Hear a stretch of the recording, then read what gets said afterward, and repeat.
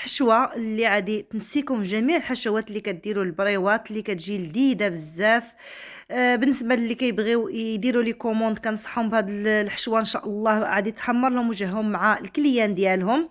هي بالدجاج بنكهه الحوت وبلا حوت، كتجيو بنانين بزاف. ما فيهمش مقادير بزاف والطريقه سهله. عندي هنايا خديت كوكوط، درت فيها الدجاج، درت فيها ورقه سيدنا موسى، شويه د الحامض، شويه د عطريه الحوت، وشويه ديال القشور نتاع الكروفيت، وضامه البنه د الحوت هذه اختياريه، اللي ما كيبغيهاش ما يديرهاش، وكندير فيهم الماء. ما كنكثرش الماء كما كتشوفوا، كنسد عليه كوكوط وكنخليه كيطيب، اولا في الطنجره كنخليه حتى كيطيب، وندوزو للشرموله اللي كان نحتاجو فيها شويه زيت الزيتون مخلطه، شويه ديال الثومه. عندي هنايا هذاك العصير اللي كيكون في الحامض المصير، عندي هنايا نص حامضه مصيره، قبيطه ديال القزبر والمعدنوس اللي قطعتهم. غادي نخلطهم مزيان ونزيد معاهم وشويه ديال الفلفله حمراء حلوه. ضامه البنه د الحوت اختياريه كما كنقول لكم، ماشي ضروريه. غادي نفرتوها بحال هكا. غادي نضيف عليها دابا العطريه. بالنسبه للملحه ما غاديش نديروها، كما عارفين الحامض مصير مالح، الضامه مالحه. عندي هنايا شويه د الكمون، شويه د البزار، شويه د الخرقوم بلدي، شويه د عطريه ديال بسطيله السمك، شويه د الثوم بودره، شويه ديال العطريه د السمك. غادي نخلطوا هاد العناصر هكا مزيان، ندمجوا ديك العطريه مع داك الربيع. كما قلت لكم الملحه ما كنديروهاش حتى للاخر، عاد كنذوقوا. راه هنايا انا استغنيت عليها كاع ما درتهاش، لان كان كلشي عندي مالح. عندي هنايا الشعريه الصينيه، غادي نديرها في اناء وغادي نخوي عليها الماء طايب.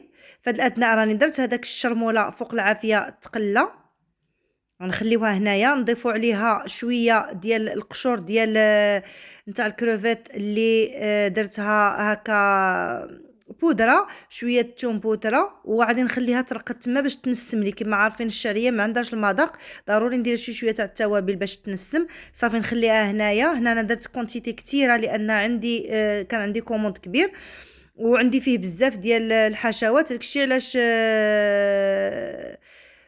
داكشي علاش خليت درت الشعريه كثيره. هنايا عندي طحالب البحر او لا ما يسمى بالواكامي، راه كيتباع في المتاجر الكبرى، رطبته.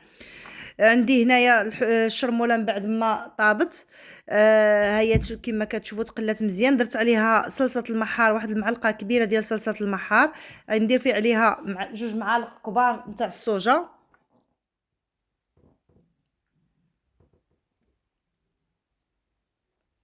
بالنسبه هادشي كنقول لكم انا هذه راها الشرموله دايرها كثيره عندي بزاف، باش ندي مجموعه نتاع الحشوات اللي غادي نخدم بها.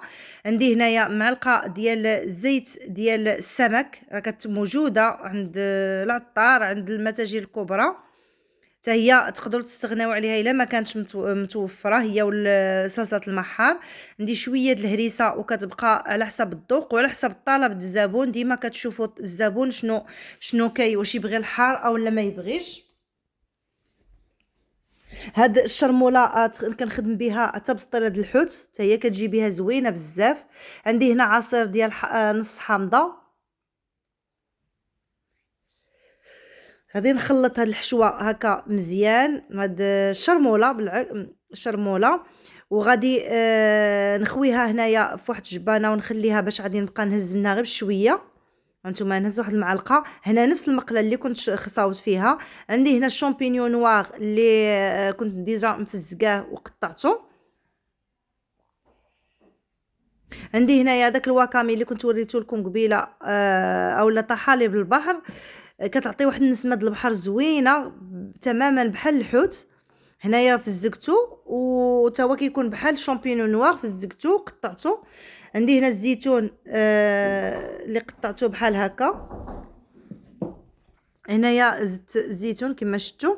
غادي نضيف واحد شويه الشرموله، جاتني هنا شويه قليله. غادي نحركهم مزيان حتى غادي يندمجوا.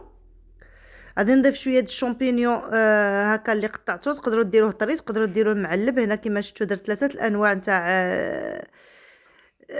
نتا الشامبينيون، كاين الشامبينيون طري، كاين الكحل، وكاين هادوك تاع حليب البحر حتى هما بحال الشامبينيون كيستعملوا.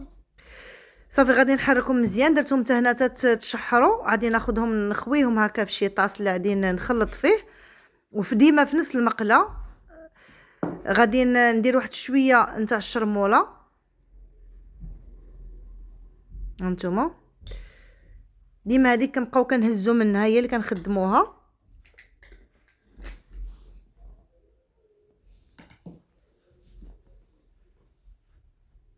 هذه غادي نزيد عليها الشعريه اللي من بعد ما فزقتها قطرتها وقطعتها بحال هكا.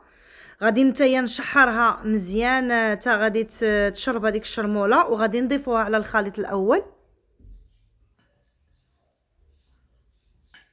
هانتوما كما كتشوفوا دابا عندي الدجاج اللي من بعد ما طاب. هانتوما كما كتشوفوا حيدت له الجلود، حيدت له العظيمات هكا فرتتو، ما نقطعوش رقيق بزاف. صافي غادي نديرو حتى هو، وغادي ندير عليه شويه نتاع الشرموله، وغادي نشحرو حتى هو واحد شويه، ونزيدو عاد على الخليط الاول. هانتوما كما كتشوفوا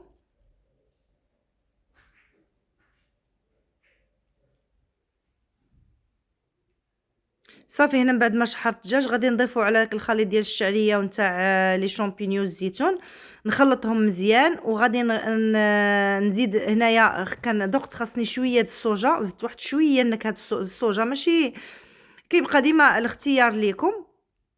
تقدروا هنا تذوقوا تشوفي الا كان خاص الملح تزيدوا الملح.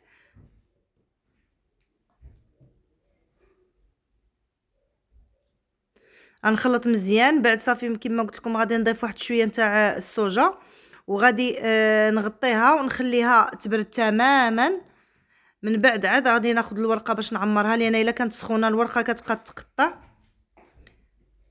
هنايا انا خليتها ليله عاد بديت كنصايب فيها. هنايا الورقه انا بغيتهم بريوات هنا كبار، تقدروا ديرهم بسيطلات اللي بغيتو، سيجار اللي بغيتو. هنا بغيتهم بريوات، كانت الزبونه باغيهم بريوات كبارين، درت قسمت الورقه الكبيره غير على 3 صافي. وكنبدا كنعمر، راه كلشي كيعرف الطريقه باش كتعمر كيتقادوا البريوات.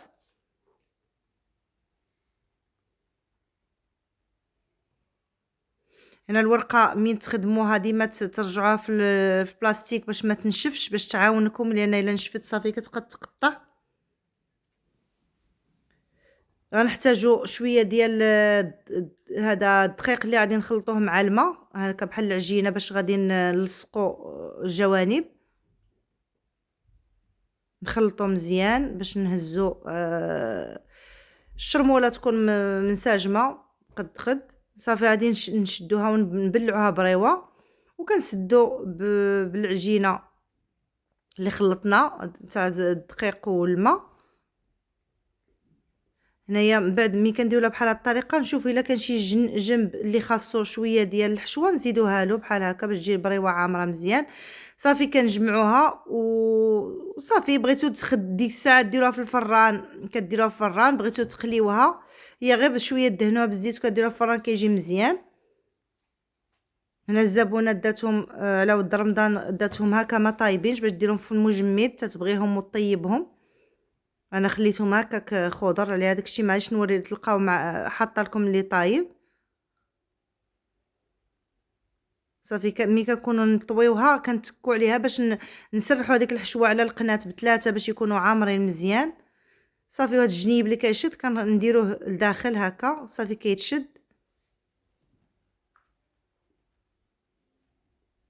صافي البريوه نتاعنا واجده. دابا غادي نخدم معكم الجنب اللي كيكون هذاك اللي كيكون في الجنب باش تشوفوا الطريقه كيفاش كنصاوبوه. راه ساهله.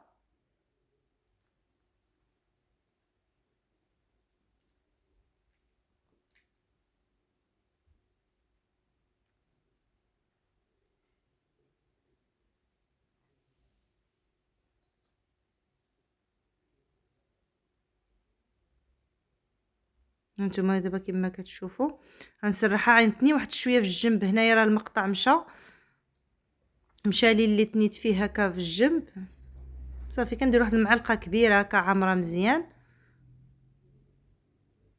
صافي، وكنبقى كنمشين هكا بطريقه واضحه. هنا راه تحلي الجنب هاني كنولي نجمعو بحال هكا صافي، وكنتنيوها صافي، وكنكملوا حتى كنساليو. ديك الساعات الا كانوا باغيين يديوها راه ديروها تعطيو لهم هكاك، الا كانوا بغاوها طايبه كطيبوها. وكنتمنى هاد الحشوه تنال الاعجاب ديالكم وتجربوها، راه كتجي زوينه وبنينه تماما بحال اللي فيها الحوت. وسناو مني حشوات اللي غادي يكونوا اقتصاديين وساهلين ان شاء الله.